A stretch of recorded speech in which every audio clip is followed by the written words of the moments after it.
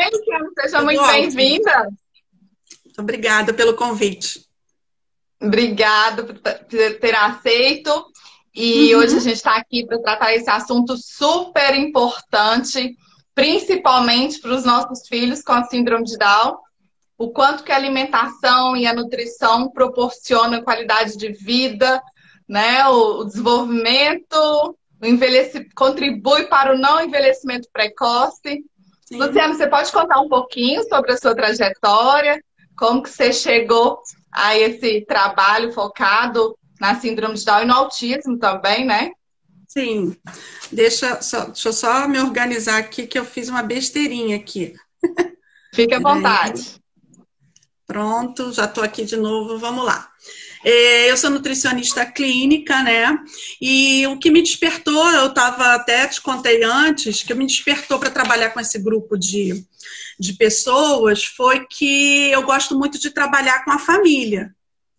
Então, na minha atuação de nutricionista materno-infantil, eu sentia muita falta da família acreditar naquele processo de mudança mesmo, acreditar que os alimentos fizessem uma mudança muito grande na vida daquelas crianças, né? Porque a gente sempre escuta que, meu filho comeu e nunca não aconteceu nada, mas isso não, a alimentação ela é um processo, né? Então, a cada dia você vai Sim. construindo aquele tijolinho de fortaleza e ela vai te mantendo íntegro, com a defesa em dia, diminuindo o envelhecimento, enfim. Se eu falar da alimentação, vou passar a tarde inteira falando de alimentação aqui. E eu fui Uhum. convidada para dar aula na pós-graduação, como eu te falei, e todos os meus alunos eram professores, eram pais de crianças com síndrome de Pai. Down. E não eram profissionais de saúde.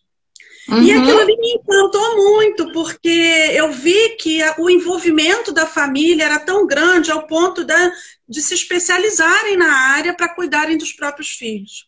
E eu fiquei encantadíssima e a partir dali eu comecei a atender as crianças com síndrome de Down e sou apaixonada por essa área. A gente vê benefícios, a gente consegue mudar dentro dessas famílias a rotina, o hábito alimentar. E vou falar para vocês, não muda só o da criança, muda da família inteira. Porque a alimentação saudável, alimentação de boa qualidade, agrega em todo mundo, não só naquela criança. Né? Todos têm benefício daquela alimentação mais limpa, mais rica em nutrientes, porque não adianta só se alimentar, né? A gente precisa, na verdade, se nutrir. Nossas células precisam de nutrientes para funcionar, né? Eu brinco que nós somos uma Uhum. Sim. máquina e que a gente tem que alimentar essa máquina para ela funcionar da melhor maneira possível. E se a gente botar, é igual o carro, se você botar um óleo ruim ou uma gasolina ruim, ele vai engasgar. Alguma coisa ele É vai um ótimo encontrar lá. paralelo, né? A gente pode Exatamente. comparar o nosso corpo a um funcionamento, né, de um Uhum. carro, né? Todas as engrenagens têm que estar Tem que fluindo estar. bem, né? Agora, o que a síndrome de Down tem de muito marcante, que eu gosto muito, que é a nutrigenômica e a nutrigenética.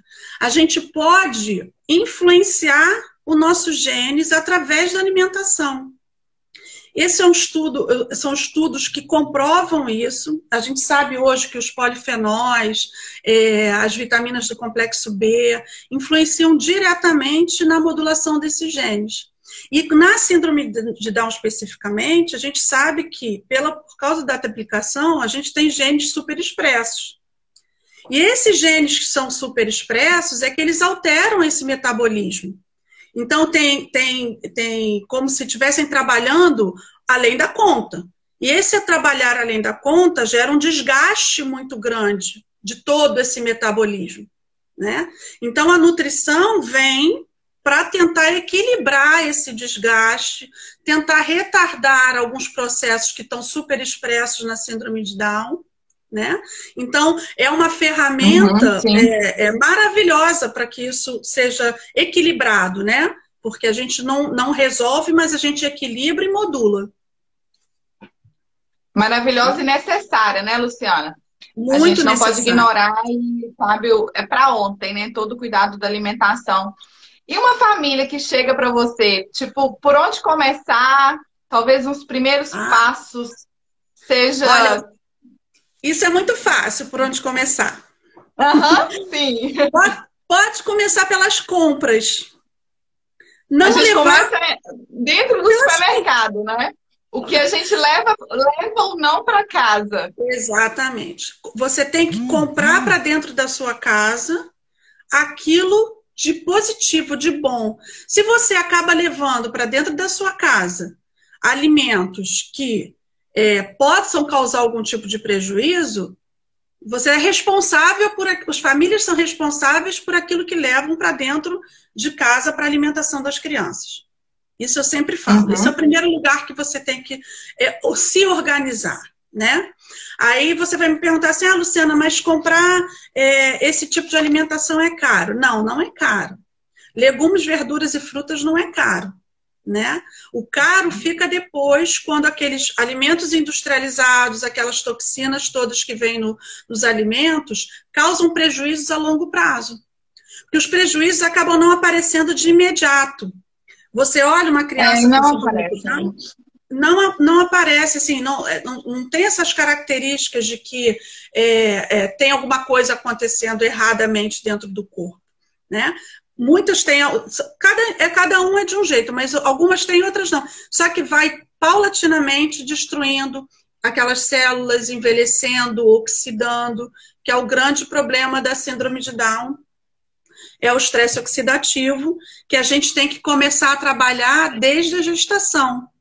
E muitas famílias não sabem disso. E o diagnóstico também só acontece, muitas vezes, na hora do parto. Sim. Que aí o período já passou, né? A gestação. E algumas pessoas até me perguntaram, né? Quando que eu tinha descoberto sobre a síndrome de Down. E no nosso caso foi após o nascimento.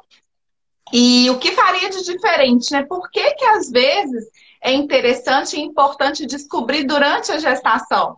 Por causa, dos principais pontos talvez seria a alimentação, né? O que a gente poderia fazer? O que pode fazer? Primeiro que a mulher hoje ela tem que se preparar para engravidar. E isso não acontece rotineiramente, né? Então, você já entra na sua gestação, porque a síndrome de Down, a triplicação ocorre na hora da fecundação, né? Na hora da divisão meiótica, lá atrás, quando a sua mãe traz os óvulos para você, que a gente já nasce com o número de óvulos, aquilo já pode até ter vindo separado erradamente da sua mãe, né? Se você mantém um estilo de vida que também não facilite o fortalecimento, porque hoje tem estudos que correlacionam a deficiência da vitamina B9 na hora da separação dos genes, né? Então, a gente sabe que a desnutrição, no sentido de ter falta de nutrientes na hora da gestação, de engravidar, isso pode ser uma das influências para gestar uma criança com síndrome de Down. O outro problema é também com os polimorfismos, que são alterações genéticas que você carrega, que pode influenciar também nessa separação dos genes. Mas quando você descobre durante a gestação, o que a gente pode fazer? A gente pode fazer um aporte muito maior de antioxidantes, porque tem estudos que comprovam que já na gestação, no líquido amniótico, tem marcadores do estresse oxidativo. Então, o bebê já está oxidando além da conta, já na gestação. Que louco isso, né? Que triste. Então, o aporte de antioxidantes, se descobrir na gestação, tem que ser avaliado por uma nutricionista e fazer um aporte muito maior de antioxidantes dentro dessa alimentação ou na suplementação. Então, daí a gente vê todo esse acompanhamento, isso foi provado em estudos, que as crianças que fazem esse aporte maior durante a gestação nascem com melhores marcadores de neurodesenvolvimento, por alguns testes. Então, daí a gente já vê que a modulação desses genes já pode ser feita com a alimentação já desde a gestação. Então, é sempre importante falar para as pessoas, após o diagnóstico durante a gestação, procurar um nutricionista especializado para fazer uma revisão dessa alimentação e da suplementação para poder direcionar para essa parte antioxidante. Luciana, e depois do nascimento? Então, depois do nascimento... Sim, a gente tem algumas questões, por exemplo, a introdução... Tem o leite materno, mas a introdução do leite artificial... E a gente sabe do impacto do leite na vida, na síndrome de Down. Então, quando a criança... pode conversar sobre isso? Então, o primeiro conselho que eu dou para as mães ou para as gestantes é que tem que incentivar o aleitamento materno. O aleitamento materno é difícil, é mais difícil por causa da hipotonia muscular, por causa de muitas vezes com defeitos do coração, né? Tem as questões cardíacas também, né? Questões cardíacas, as crianças nascem ficam com dificuldade de respirar, se cansam muito facilmente. Então você tem que ficar acordando, muitas vezes tem que dar o peito várias vezes durante o dia para poder facilitar. Então isso influencia muito. Muitas crianças nascem com... Mas é possível, né? Muito, mas é possível. Meu filho amamentou até 1 ano e 4 meses, acredita? O que acontece, parabéns, o que acontece é que... Então, as famílias ficam com medo, não digo que seja medo, o receio de incentivar, porque as crianças têm um peso, uma perda ponderal nesse início. Então, o ganho de peso... fica muito também, né? A família, às vezes, acabou de receber um diagnóstico e precisa ali vivenciar os desafios, superar os desafios da amamentação, muitas... Isso. Né? Já não é fácil sempre, né? Eu tive muita dificuldade na minha... Né? Não, eu tive muita dificuldade na minha amamentação, meu filho perdeu peso, minha filha perdeu peso, porque eu era nutricionista, queria incentivar muito a amamentação, não queria dar leite de fórmula de jeito nenhum, e ela acabou perdendo peso por causa da minha teimosia, mas eu não tinha leite, não tinha mesmo, eu também sofri um aspecto emocional muito grande no início, e realmente isso afetou a produção do meu leite, eu não tinha mais leite. Eu não sou contra a fórmula está aí para ser usada, é um recurso, mas nós temos que nos concentrar na amamentação, né? Principalmente por causa da imunodeficiência primária, que eles já nascem com a imunidade mais baixa, e a amamentação fornece subsídios para a imunidade do corpo da criança.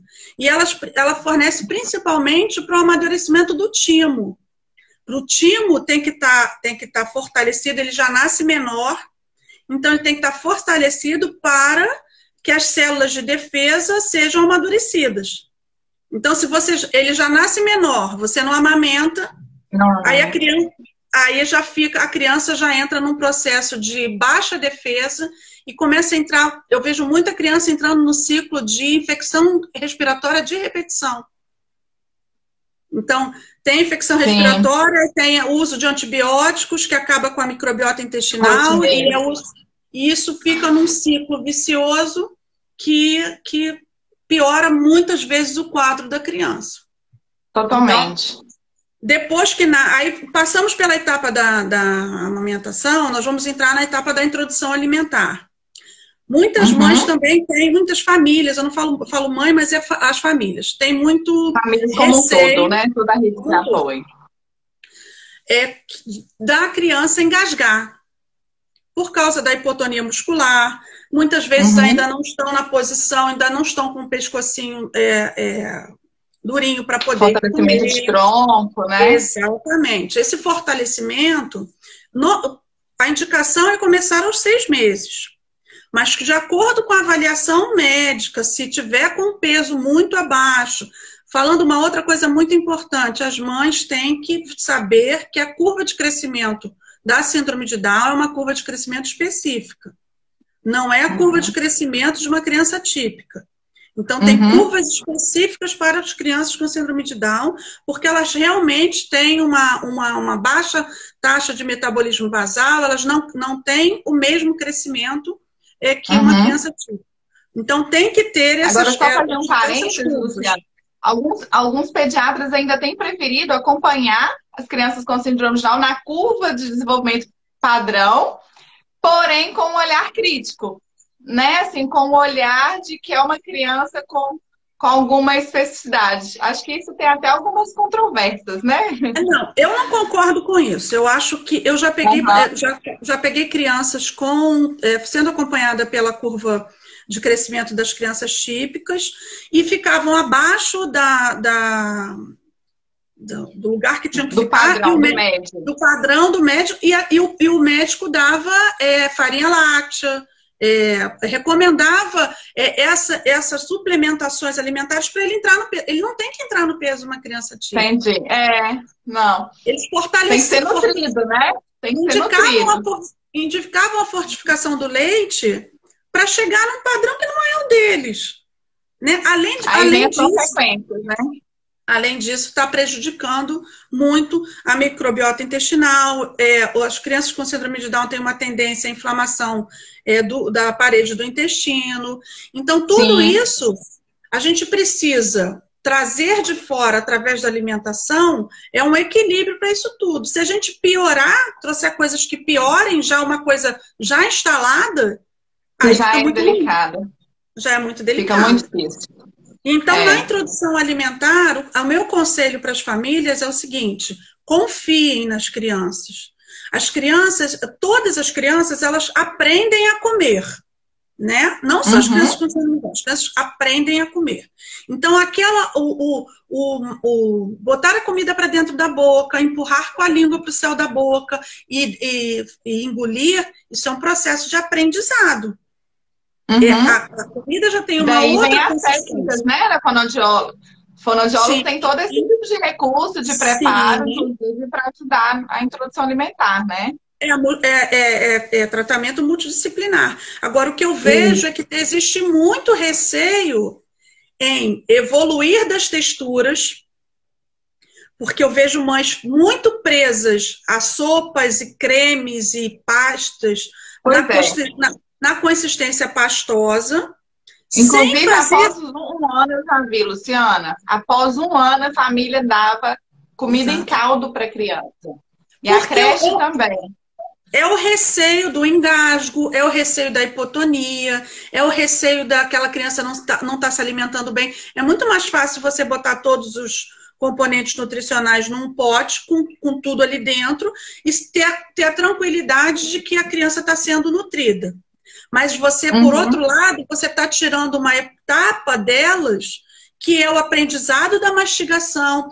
A digestão dos alimentos começa na mastigação, começa pela boca. Então, as enzimas começam pela boca. Você vai passando da textura pastosa para amassadinho no garfo e vendo como o seu filho responde. E confiando que ele vai engolir. E outra coisa que acontece, deu na primeira vez, a criança cuspiu, porque ele esse movimento de botar a língua para fora e botar a comida assim, isso é normal de todas as crianças. Ela está aprendendo a botar aquela comida. Então tem que persistir e confiar. Sempre com supervisão. Sempre com supervisão. Sempre com a criança numa posição. Se a criança ainda não tiver a posição certa, ela pelo menos tem que estar inclinada para que aquele alimento passe e ir evoluindo e confiando na criança na questão da textura e da consistência da alimentação. Eu quero muito que as mães confiem nos seus filhos, porque isso é benefício para eles lá na frente. De força muscular, coisa. Aí ela fala assim, mas os dentes não nasceram. A gengiva é dura para isso, para fazer a primeira mastigação dos alimentos. Então, para as famílias que estão aqui, importante essa orientação, né, Luciana? Super importante. Nossa, eu fico muito triste quando eu vejo alguma família que passou aquela fase da introdução alimentar e a criança continua comendo os alimentos todos misturados, batidos no liquidificador, né? Assim, vamos separar, vamos dar texturas variadas e começa a dar pedaço e pedaços mais firmes. Essa exploração, brincar junto com a alimentação também, para poder fazer com que a criança avance. Sim, esse é um processo, os primeiros 1000 dias de ouro é um processo que precisa ser consolidado para o resto da vida. Como é que a gente consolida esses bons hábitos alimentares, essa variedade de exposição, de cor, textura, sabor, né? Do azedo ao doce. Muitas mães não dão um azedo. E tem que dar um azedo, tem que confiar naquela criança, porque esse aprendizado dos primeiros 1000 dias vão ficar para sempre. Meu filho ama Jiló, tá? Ama Jiló. Tá vendo? Isso ele me ensina a comer Jiló. Porque outra coisa que acontece também, Dani, o hábito alimentar da família influencia na alimentação do filho, certo? Então, por exemplo, existem pais seletivos. Pais que não comem frutas. Pais que não comem legumes. Porque acham ruim. Não gostam de cenoura, não gostam de batata, não gostam... O não gostar deles faz um ciclo de uma barreira para que esses alimentos sejam introduzidos dentro de casa. Então, para as famílias que estão aqui, independente se você gosta ou não gosta, apresente para o seu filho. Tá? Porque senão ele vai carregar toda essa restrição, essa pouca variedade para o resto da vida. Porque ele não foi apresentado a esses sabores. Então, você tem que fazer esse processo independente do nosso gosto. Por exemplo, você gosta de jiló? Você não gosta de jiló. Então, mas você... Não gosto, eu aprendi a comer jiló. Vou falar que eu gosto, não, mas eu aprendi a comer por causa do meu filho. E vários outros alimentos, assim. É muito legal isso, você falar sobre o hábito da família, porque o Theo me trouxe novos aprendizados, principalmente em relação à alimentação. Eu tinha uma alimentação saudável, mas hoje eu busco uma alimentação bem mais saudável, né? Uma alimentação muito melhor do que era antes por causa dele. E eu fico pensando muito no exemplo, né? A gente tem que dar o exemplo. Não adianta falar, come isso se eu não como. Eu tenho que comer para que ele possa comer, né? Eu, às vezes, tem mães que são muito seletivas e muito restritas. Não vou comer de jeito nenhum. Eu falo, tudo bem. Apresenta para a criança. Deixa ela brincar com o alimento. Apresenta. Ela precisa saber que aquele alimento existe. Se você não compra... Porque quando servirem na escola... Né? Quando servirem na escola, ela vai falar assim, mas o que é isso? Nunca comeu cenoura. A mãe odeia cenoura, nunca comprou cenoura. Aí chega na escolinha, apresenta a cenoura. Ela fala, o que é isso? Ela não conhece. Então, apresentar todos os grupos alimentares. Outra coisa muito importante, as crianças com síndrome de Down, elas têm um problema de detoxificação. Então, não utilizar aqueles pratos plásticos para esquentar comida de criança. Tá? A gente já passa por esse processo da mamadeira, que já é uma mamadeira plástica, que já é BPA. Aí a mãe pergunta, é BPA free? Mas não é só um BPA, são muitos BPAs. O plástico é muito... E o micro-ondas? Micro-ondas, olha, o micro-ondas, se for no vidro, eu até nem falo nada, porque senão são muitas restrições na vida moderna, a mãe fica muito, muito sufocada de fazer, e tem que ficar cozinhando, fazendo fogão, tudo isso. Mas no vidro, plástico dentro do micro-ondas, nem pensar. Nem pensar, porque o calor libera mesmo o BPA e é disruptor endócrino, causa alteração da barreira intestinal, entendeu? Então, eu vejo muita produto infantil de plástico. Muito, né? Colheres, né? Para essa introdução alimentar. Aí a mãe pergunta assim, como é que eu mudo? Compre uma colherzinha de inox para o seu filho, compre uma panelinha para fazer a comidinha dele separada, não é panela de alumínio, né? Compra panelinha de inox, compra de cerâmica ou de ágata. Você faz a comidinha dele separada para poder diminuir essa contaminação ambiental que já é tão grande dentro do nosso ambiente. A gente não vai conseguir tirar tudo, mas a gente tem que saber que a gente tem que diminuir esse aporte de toxinas para as crianças com síndrome de Down, para a pessoa com síndrome de Down, para toda a vida, mas nesses 1000 dias de ouro, mais ainda. Então, isso é muito importante. Tá? Eu não sabia que o assim, você falou, né, dos 1000 dias, mas assim, a aplicação, o ideal é que seja para sempre, né, Luciana? O ideal essa aplicação de usar somente nós.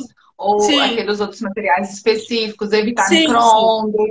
Isso. Aí a criança cresce. Aí quando ela passa do primeiro ano, que já é a alimentação da família, primeiro que 80% das crianças com síndrome de Down nasce com alergia à proteína do leite de vaca. E se 80%. fizer o teste, é negativo, né? Os exames não dão isso. Se fechar o diagnóstico com o Importante as médico, famílias saberem também. Ah, mas já fez o exame e deu negativo. Não, mas isso a não chance é que significa ainda nada. Isso não é. significa. Isso significa. Vamos explicar isso bem explicadinho para as famílias entenderem. É o que eu faço Aham. na minha consulta. O que causa essa alteração é a proteína do leite de vaca. A proteína do leite de vaca é uma proteína extensa. Então, ela é de difícil digestão. Então, ela causa uma alteração da parede do intestino, uma inflamação que já tem uma predisposição por causa da triplicação dos genes. Então, Uhum, isso sim. já causa essa alteração. E muitas crianças apresentam, sim, uma alergia imediata. São aquelas crianças que são diagnosticadas, que têm fezes no cocô. Então, são aquelas crianças que não pode, realmente ela não pode ter e não tem intestino preparado para aquilo. Aí, o que acontece? A criança não apresenta essas alterações, mas continua consumindo leite de fórmula e leite de vaca, causando do mesmo jeito a inflamação. Só que a inflamação vai ser aos pouquinhos. Ela vai destruindo Uhum. a tua defesa do intestinal aos pouquinhos, e derrubando, e derrubando, derrubando, derrubando. Então, você fica com uma permeabilidade intestinal. O nosso intestino ele tem que estar íntegro para que essas moléculas não passem para dentro do nosso cérebro. Essas moléculas mal digeridas, acionando todo esse sistema de defesa do corpo que o corpo não reconhece. Então, qual é o objetivo da alimentação de todas as crianças, mas principalmente das crianças com síndrome de Down?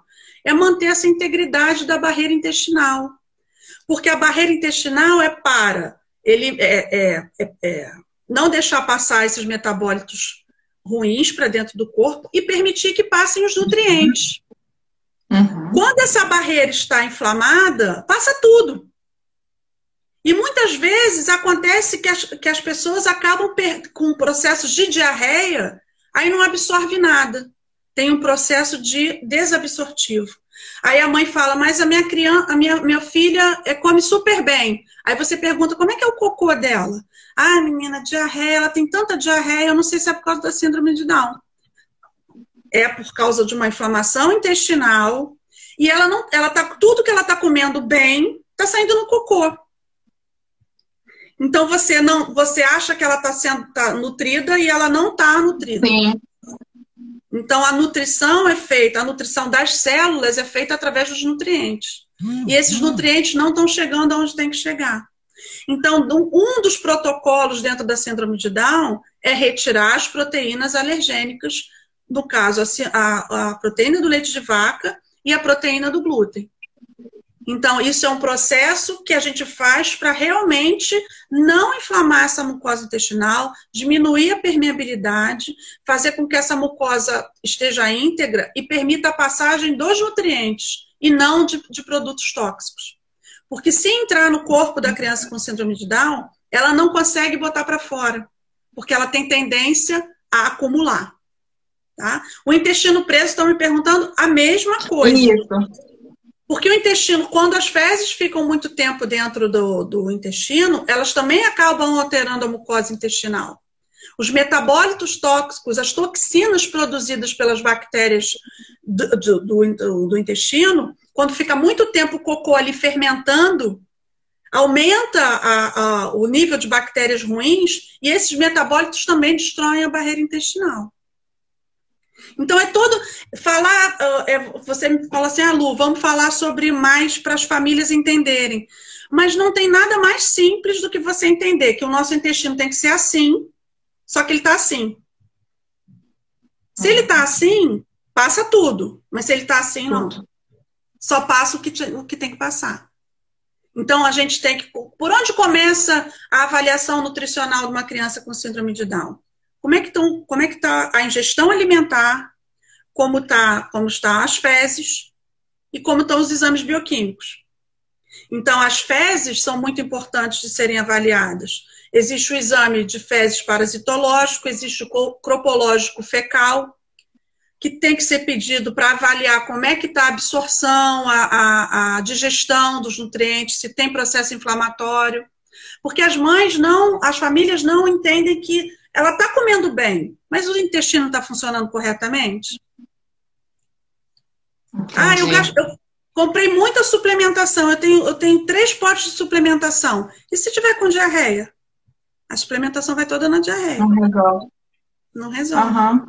Então, como é que se cura o intestino? Comida. Comida de boa qualidade, fibras, prebióticos, probióticos. Eu ia te perguntar sobre isso também, né? Quando você falou sobre as infecções recorrentes. E são pouquíssimos pediatras ou outros médicos, outros especialistas que falam pra gente sobre os pré-bióticos, os probióticos. Uhum. Os probióticos, eu vou explicar o que cada um é para ficar bem claro. Os pré-bióticos é a comida das bactérias. É a comida das bactérias boas. São as fibras não digeríveis. Então, a bactéria boa se alimenta daquela fibra e ela se reproduz. Eu sou muito fã dos pré-bióticos.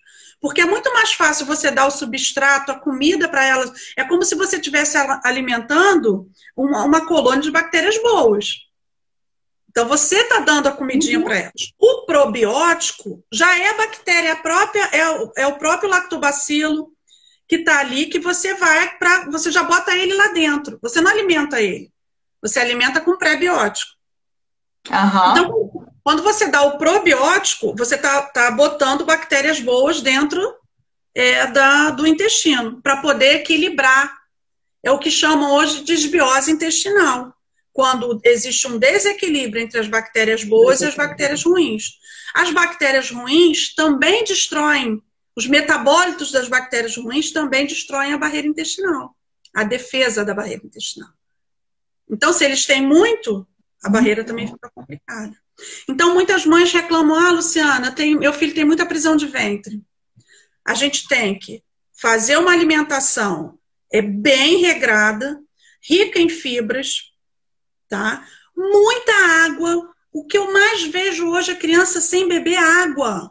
Só bebe suco, refrigerante. Quando não é refrigerante. Quando não é refrigerante, ou quando não é mate. Industrializados, né? Quando não é mate. A mãe acha que o mate é melhor do que refrigerante. É tudo uma porcaria. Porque está tudo cheio de açúcar, de antinutrientes, de conservantes, de corantes, de caramelos. Tudo isso faz mal para a criança com síndrome de Down. Porque eles não têm como botar tudo isso para fora. Eles não metabolizam, eles não detoxificam de maneira correta. Então, por que você vai botar para dentro? Se eles não têm como eliminar. Não pode. Não tem, não. Eles têm uma dificuldade de eliminar. Então, todos esses industrializados têm que ser retirados da alimentação da criança. Tem que ser o mais natural possível. Aí você vai me perguntar assim, poxa, Luciana, você é muito rígida, né? Isso é muito radical. Aí eu vou falar para você assim, olha, eu não sou radical, não. Só que eu prezo pelo equilíbrio. Se você, durante a semana inteira, você cuida, a semana, segunda a sábado, a alimentação é de frutas, legumes e verduras, sem industrializados, cuidando do intestino, avaliando o cocô, né? Vendo como é que tá, vendo se está com muito odor. Odor, né? Se está com distensão abdominal. Muitas mães falam, meu filho come bem. Quando você vai avaliar, a criança está com a barriga desse tamanho. Está fermentando aquilo ali dentro, aquela comida ali dentro. Tá? Então, se faz isso. Aí vai numa festinha no domingo.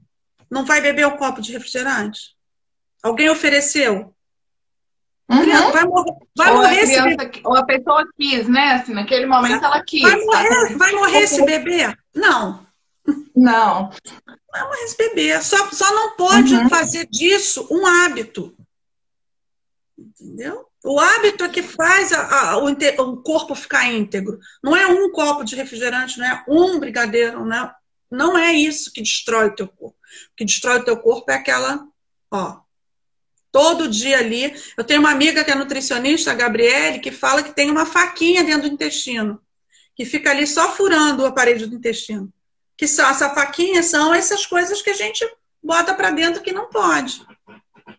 Entendeu? Então, sim, a alimentação é bem natural, é bem rica em antioxidantes, tá? Quais são os antioxidantes que a gente precisa trabalhar? Ó, vitamina E, vitamina C, polifenóis, uva, as frutas vermelhas têm muito polifenóis, tem a cúrcuma, que a gente pode comprar cúrcuma, a raiz mesmo e ralar, ou então comprar em pó, que é um excelente antioxidante. Então, tem várias coisas que a gente pode avaliar a ingestão daquela criança, tá? Avaliando a ingestão dela, a gente vê como pode incluir tudo isso dentro da alimentação. Pode fazer uma suplementação, porque eles têm uma demanda maior de nutrientes do que as crianças típicas, né? Então, a gente faz um suplementação específica, né, Luciana? Uma suplementação individualizada. Individualizada, por favor. Todas as suplementações são individualizadas. Não façam nos seus filhos o que outra mãe fez, porque o filho da outra mãe é diferente do seu filho. Então, tem que fazer exame bioquímico para saber as deficiências. Às vezes a gente faz um exame anual.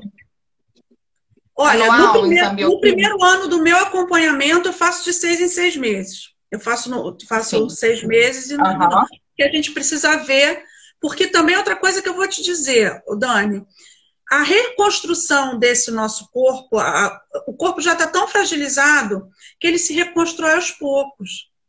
Não é a primeira semana que você vai fazer essa dieta que o seu corpo vai ficar tinindo. O intestino, para se renovar, as células, ele precisa pelo menos, no mínimo, 3 semanas, no mínimo. Então você tem que, por isso que eu sempre falo, não é uma dieta, não é por tempo limitado, não é específico para aquela criança, para não deixar a criança, meu filho come, o filho 1 come batata frita, hambúrguer, refrigerante, o filho 2 come legumes, frutas e verduras e água. Aí a gente está tratando diferente, né? É o que a gente não quer. A gente tem que tratar a família toda e criar uma rotina única da família. E saber que o que o outro filho está comendo vai impactar seriamente na vida dele. Sim. Né? E a gente está aqui, tem que fazer junto, tem que estar junto nesse movimento, né, Di? Essa consciência da família é a chave do sucesso. Porque não adianta, para as famílias que estão me procurando, que estão perguntando aí para mim, se eu não vou conseguir fazer as mudanças dentro da sua casa, eu vou te dar o caminho. Mas quem vai fazer realmente a mudança é a família. Então, o sucesso do acompanhamento nutricional é 25% da nutricionista e 75% da família. Tá? Porque aí, quando voltar na nutricionista, vai falar assim para mim, Luciana, tá dormindo melhor, tá evacuando melhor, tá com o abdômen menos distendido, né? Não diminuiu o refluxo, que tem muito criança com muito refluxo. Aí acaba por causa da hipotonia muscular, o refluxo é por causa da hipotonia muscular. A gente teve muito refluxo. Aí acaba tomando o antiácido, porque a criança realmente sente dor, a gente vê uma criança chorando muito, aí dá o antiácido. Aí influencia na absorção da vitamina B12, que é muito importante, porque quando você tira o ácido do estômago, você diminui a absorção da vitamina B12. Então, tudo isso tem que ser avaliado individualmente. Tá? E uma outra coisa que eu quero deixar aqui para os pais, que é muito importante. Não fiquem receosos de estarem no caminho certo. Porque muitos se questionam, será que eu estou fazendo certo? Está fazendo certo. Dando alimentação saudável, você está sempre fazendo certo. Você está diminuindo o estresse oxidativo do seu filho, explicando simplesmente o que é um estresse oxidativo. É você abrir uma maçã, botar ao ar livre e ela oxida. aquela oxidação ali é o contato daquela maçã com o oxigênio. É como se fosse essa mesma reação química que está acontecendo dentro das células do seu corpo. Você está oxidando, você está envelhecendo e causando muito mais prejuízos ao teu corpo num menor espaço de tempo, porque eles têm esse processo muito acelerado. Ou seja, gente, os nossos filhos estão envelhecendo rapidamente. E a alimentação é um dos principais, digo, elementos, né, assim, que a gente pode, que é capaz de que a gente faça a diferença, né, que a gente consegue fazer a diferença. Eu acho que a nutrição é a base do tratamento, porque porque ele já tem algumas comorbidades associadas, a gente sabe disso. Outra coisa, muitos têm hipotiroidismo. O hipotiroidismo por N fatores da triplicação do cromossomo e tudo, se a gente tiver um intestino íntegro, uma alimentação com menos alimentos boceogênicos, que interferem na absorção do iodo, com toda essa avaliação individual, melhorando a microbiota, a gente consegue melhorar essa tireoide, né? A gente consegue meio que equilibrar isso. Muitos vão precisar do medicamento. O medicamento está aí para fazer isso. Mas você melhorando a sua microbiota intestinal, você trabalhando com antioxidantes, você consegue melhorar as funções da tireoide. Tá? Então, isso também é muito importante. Ô, Luciana, só para a gente voltar um pouquinho nos prebióticos, quais são os alimentos que são considerados prebióticos? Cebola, alho poró. São muito bons para você botar na comida da criança. Delícia, gente. Alho poró é ótimo. São coisas mais sofisticadas, como aspargos, alcachofra. São coisas que não fazem... Eu não consegui colocar na rotina, já comprei várias vezes. São coisas que não fazem muito parte da rotina, mas você botando alho poró é muito importante. Tem mais coisas que eu não me lembro de cabeça aqui, mas alho poró, aspargos, cebola, isso tudo pode fazer. Fora que a cebola tem a quercetina. Batata Yacon, ótimo também, como prebiótico, bem lembrado. Você pode fazer o chá da casca da cebola. A casca da cebola é rica em quercetina, que é um ótimo antioxidante. Então, uma dica para os pais aí, pega aquela casca marrom da cebola, deixa secar, bota no forno, deixa torrar um pouquinho, depois vira um pó e bota por cima da salada, da comida, dos legumes. Aquilo ali é quercetina, né? Que é um excelente antioxidante. Então, tem várias dicas da própria alimentação que pode contribuir para essa diminuição da oxidação. Dicas não, conhecimento mesmo, né, Luciana? Muito estudo, né? Muito pesquisa. Alcachofra é caríssimo mesmo. Alcachofra é caríssimo mesmo, eu reconheço. Não faz parte muito da alimentação das crianças, mas é um prebiótico. Mas tem algumas coisas que a gente, por exemplo, no momento do preparo do alimento, a gente pode potencializar essa nutrição, né? Por exemplo, feijão, a questão do demolhar, que a gente ainda não falou, das fibras que são importantes demolhar.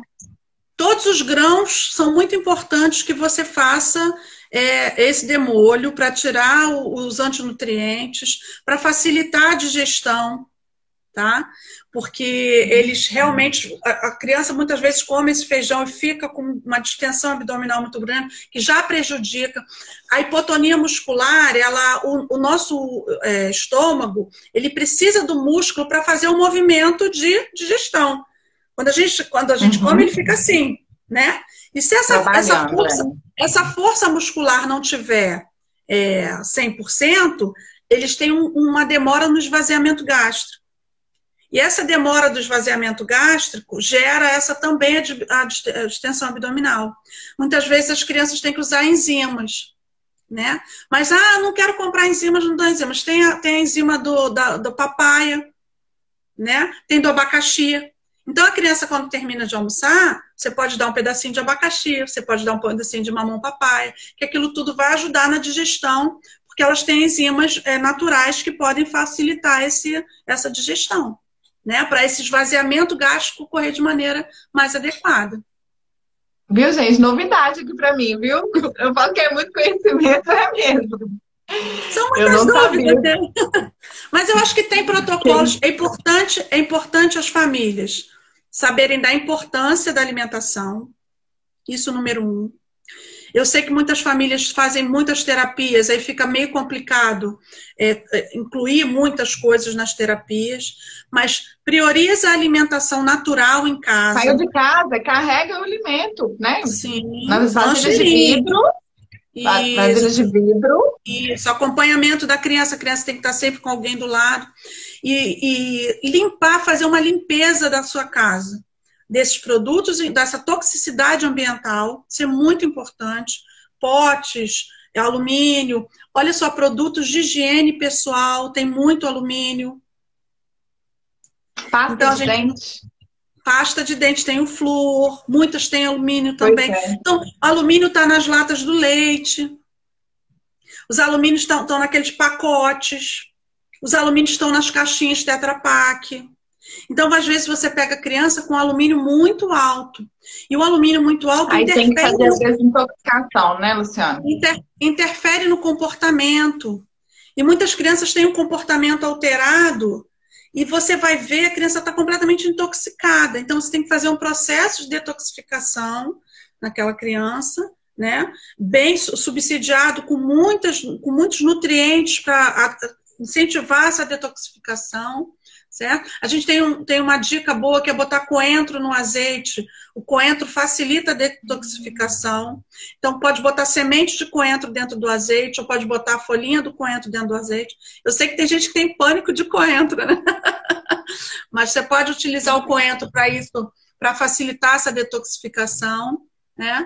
Então, tem várias dicas que a gente vai dando aí de acordo com a necessidade do paciente. Sempre avaliado individualmente, gente. E já estão pedindo curso aqui, viu? Família já está querendo curso para aprofundar no assunto. Eu sou apaixonada de verdade pela nutrição, não sou da área, mas eu me dedico muito ao estudo, porque eu sei, né, da importância, eu sei o quanto que meu filho, infelizmente, está envelhecendo muito rápido. E a gente tem que fazer o caminho inverso, né? A gente está aqui nutrindo para tentar desacelerar ao máximo. E todo tipo de conhecimento nunca é demais, né? A gente tem que sempre melhorar em relação à alimentação, em relação à nutrição. Quem tiver mais alguma pergunta, a live a gente está quase chegando. Já está acabando? Ao final. Eu queria falar que as pessoas com síndrome de Down, elas chegam na adolescência, também tem vários processos na adolescência, porque eu trabalho muito no materno infantil. Não, tem processos na adolescência, processos hormonais que precisam ser, a alimentação precisa ser equilibrada, tem processos de glicose, de aumento de glicose, de resistência à insulina, tudo isso causado pela triplicação do cromossomo. Então, a gente também tem que avaliar esses adolescentes, melhorando a alimentação desses adolescentes, tá? Muitos adolescentes entram em depressão, porque entram num reconhecimento corporal de que são diferentes dos outros. Então, isso precisa ser muito avaliado e precisa ser subsidiado com os nutrientes para tentar equilibrar esse processo. Tem o bruxismo também, que muitas crianças têm bruxismo, então tem que ver se tem deficiência de vitamina B6, de magnésio, para a gente poder fomentar isso. Então tem uma série de coisas que, na verdade, passa da adolescência, passa para a fase adulta, tem que estar sempre acompanhando. E quanto mais a alimentação for natural, maiores os benefícios para a pessoa com síndrome de Down. O mais natural possível, tá? Isso tem que ficar bem claro. Esqueçam esses industrializados, esqueçam os pacotes, esqueçam refrigerante, bebidas açucaradas. Se não pode tirar 100%, se não consegue tirar 100%, tira 80%, tira 70%. Eu acho que já está fazendo um benefício enorme dentro desse contexto. Tá? Não é simplesmente ignorar o fato de que todos esses produtos aceleram o estresse oxidativo e aceleram o envelhecimento precoce. Não ignorem isso. Isso está escrito em todo. Cada vez mais pesquisas comprovam que o aumento do estresse oxidativo é muitas vezes causado pela triplicação, no caso da síndrome de Down, mas pela esses produtos que trazem tantos ingredientes ruins para dentro do nosso corpo, fazendo o nosso corpo trabalhar muito mais do que ele deveria. Né? A gente está tendo várias perguntas, Luciano. Uma delas é sobre que a criança está rangendo os dentes. Será que é pelo excesso de metais pesados, né? Pode ser pelo excesso de metais pesados, aí tem que fazer uma avaliação, tem que fazer um exame bioquímico e tem que ver se está com uma deficiência nutricional. Alguma fórmula convencional? Na verdade, a criança está para substituir a fórmula convencional, né? Ela está usando um Aptamil 1 e querendo alguma indicação de alguma fórmula para introduzir na dieta, né? Normalmente que não tem a proteína do leite. Tem os leites vegetais. No primeiro ano tem a fórmula de arroz, o leite de arroz, que tem vários no mercado. Tem o Novamil Rice, que é bom. Tem outros de outras marcas que eu não quero ficar falando aqui, mas são leites para essa primeira etapa, tá? Para a etapa de produção alimentar. Tá? Depois, quando eles estiverem mais crescidos, aí já pode entrar com leite vegetal feito em casa, que eu acho o melhor de todos, porque o comprado na loja, o que acontece? Você abre a caixinha, em 3 dias você tem que jogar fora. E o feito em casa, você pode fazer, congelar e ir tirando as pedrinhas de gelo de leite vegetal e ir fazendo as preparações de acordo com a necessidade. Você não tem gasto extra, porque aqueles leites de caixinha, além de terem alumínio por dentro. Então, façam os leites vegetais em casa e congelem. Uma das coisas que as mães, que as famílias têm que aprender é o congelamento. Agora, é saber que após o primeiro ano, né? Após o primeiro ano. Após o primeiro ano. E as mães perguntam também, Luciana, e o cálcio? Gente, cálcio tem em vários alimentos, tá? Vamos comer. Porque quando a gente tira o leite de vaca, as pessoas perguntam, mas no leite vegetal não tem cálcio. Aí você vai botar uma alimentação rica em cálcio para poder atingir as necessidades diárias. Por exemplo, o gergelim é riquíssimo em cálcio. Gergelim você pode botar por cima de uma fruta, você pode botar por cima de um legume. Direto, no omelete. Sim, no omelete. Você pode dar um aporte de cálcio independente do leite. Mas isso tem que ser calculado. A nutricionista tem que calcular o que ele já tem de ingestão, quais os alimentos que são ricos de cálcio, e a gente faz esse equilíbrio, né? Mas no primeiro ano de transição tem o Novamil Rice, que eu gosto muito, que é o de arroz. Mas também tem mães que não conseguem tirar. Então tem que fazer a transição. Começa com metade do leite comum, porque o Novamil Rice o leite de arroz não tem o mesmo sabor do Aptamil. O Aptamil, inclusive, tem adição de açúcar. Né? Exatamente. O Aptamil tem açúcar, né? Então, você tem que fazer a transição. Bota 20% de leite de arroz e o leite que ele toma. Depois 50% e 50%. Para a criança poder ir treinando aquele paladar, e vai chegar uma hora que você vai falar, não entra mais Aptamil na minha casa. Não tem nada contra o Aptamil, mas não faz bem para as crianças com síndrome de Down. Luciana, a gente não conversou sobre os chás naturais. Eu gosto muito de chá, mas eu não vejo uma boa aceitação nas crianças, somente do chá gelado. Você pode trabalhar o chá gelado com alguma fruta, com algum suco, o suchá que a gente fala, né? Eu gosto muito dos suchás, mas nem todas as crianças falam. Na primeira infância, eu sempre boto muito na cabeça da mãe que a criança tem que beber água. Porque a ingestão hídrica, nesse período, da minha experiência, é muito baixa. As crianças bebem de tudo, menos água. Então, ao invés de fazer esse aporte com outras coisas, água. A garrafinha de água da criança tem que estar sempre do lado. Sempre. Aí ele não bebe água. Quantas vezes você ofereceu por dia? Na hora do almoço, na hora do jantar.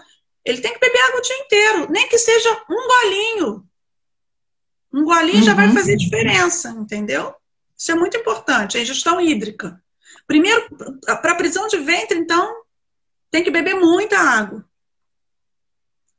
Suco integral, aqueles de garrafas de Olha, vidro. o suco integral de uva eu gosto porque ele é rico em resveratrol. Só que ele tem um problema, ele tem um alto índice glicêmico. Então, as crianças, eles alteram essa glicemia porque eles dão um pico de glicemia na criança. O que você pode fazer? Primeiro, misturar com água, para dar uma diluída. Eu já ia falar isso. Eu já ia dar essa dica. Mais da metade é água, só um pouquinho de suco. Isso é muito importante. Segundo, a frequência de ingestão. Não é porque ele tem resveratrol, não é porque ele tem benefícios que você vai dar todo dia para a criança. Porque tem criança que é viciada em suco de uva. Você tem que, primeiro você tem que diluir, e segundo você tem que espaçar, dá 2 vezes por semana o suco de uva. Tem outros, tem água em primeiro lugar, e tem sucos também que você pode fazer. Tem sucos que você pode acrescentar aveia, tem sucos que você pode acrescentar ervas. Tem sucos que você pode fazer 1000 coisas. Tem suco que você pode acrescentar legume. Mas a minha tendência não é fazer essa ingestão dos nutrientes pelo concentrados em sucos. O objetivo é que ele beba água e coma os nutrientes íntegros. Não processar tudo. Processar. Mas cada criança é de um jeito. A gente vai avaliar como é que é a alimentação, a aceitação, como é que foi a introdução alimentar, a rotina da família. Tem crianças que continuam comendo pastoso. A gente tem que ver se vai incentivar mais ainda essa ingestão de nutrientes consolidados, ali todos juntos. Então, isso tudo tem que ser avaliado individualmente. Se te quiser acrescentar algum tipo de açúcar, você tem alguns para indicar? Olha, não necessariamente a marca, né? Mas o açúcar, o problema do açúcar é o seguinte: açúcar não faz bem para a síndrome de Down em momento nenhum, tá? Mas eu entendo que as famílias têm uma necessidade do docinho, do açúcar, eu entendo. O que a gente faz, o que eu recomendo? Primeiro, usa açúcar refinado nunca. Ele não tem nada, só faz mal. O que a gente pode evoluir para trás é o açúcar demerara, açúcar de coco, açúcar mascavo. Mas eles também têm um grande problema. Eles têm fungos. Então, esses açúcares têm fungos. Vai botar açúcar? Bota pouco. O paladar do doce, ele é treinado. Então, quando a criança vem de uma fórmula muito doce, para você botar uma coisa que não tenha doce, a criança vai rejeitar. Então, você tem que fazer a transição desse sabor doce, é como se fosse o café. Você toma café com 4 colheres de açúcar. Aí você vai fazendo a transição. Vai diminuindo. Depois que você tira essa fortificação do paladar doce, você não consegue mais comer alguma coisa doce. Você fala, não, doce. É assim mesmo. Então, é a desconstrução do paladar, né? Você não vai conseguir tirar o açúcar de tudo, mas é a desconstrução do paladar. E por isso que a gente tem que pensar numa criança, né? Vamos imaginar que ela não teve a fórmula com açúcar. Ou seja, foi aleitamento materno, ela nunca recebeu açúcar no corpo. Então, na hora de fazer... Gente, a gente tem 30 segundos. Na hora da introdução alimentar, ela não vai ter diferença para ela. Gente, o que é doce, açúcar, a gente não dá açúcar até os 2 anos. Bota isso na cabeça. Esquece o açúcar. Esquece. Dá o alimento o resto da vida, né, Luciana? Ô, Lu, obrigada demais. Obrigada a você. Muito feliz por compartilhado. Obrigada mesmo. Vamos fazer outras. A gente decide um tema. Não está na plataforma, tá, gente?